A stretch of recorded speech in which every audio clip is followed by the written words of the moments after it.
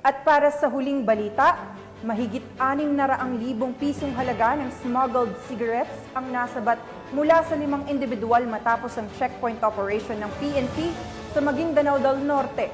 Yan ang balitang hatid ni Patrolwoman Veronica Lagi.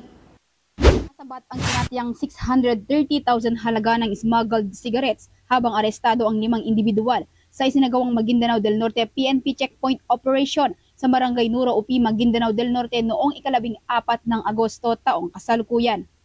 Kinilala ni Police Major Brian Agraan Balite, hepe ng UP-MPS ang mga suspect na sina alias Nick, 48 anyos, alias Rick, 18 anyos, na pawang residente ng Barangay Tibpuan, Lebak, Sultan Kudarat, alias Sam, 26 anyos, alias Zach, 58 anyos, at si alias Raf, 44 anyos, na parehong residente ng Barangay Dalatap, Mamasapanong, Maguindanao del Sur.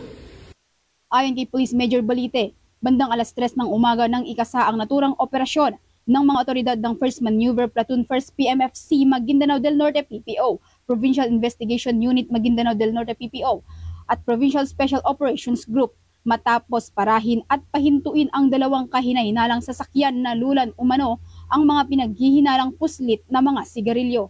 Matapos inspeksyonin at beripikahin ang mga naturang sasakyan, tumambad sa mga otoridad ang may kabuoang 60 master cases ng 4th Cigarettes brand na nagkakahalagang 630,000 pesos. Matapos ito, ang mga naarestong suspect ay dinala sa OP-MPS kasama ang mga nakumpiskang smuggled na sigarilyo para sa karagdagang investigasyon at ito ay iti-turn over sa Bureau of Customs Cotabato City para sa tamang disposisyon.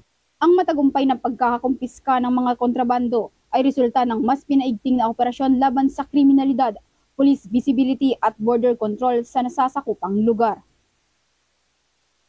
Mula rito sa rehiyon ng Bangsamoro, ako ang inyong Police News Network Correspondent, Patrolwoman Veronica Lagi, alagad ng batas, taga-taguyod ng balitang pulis.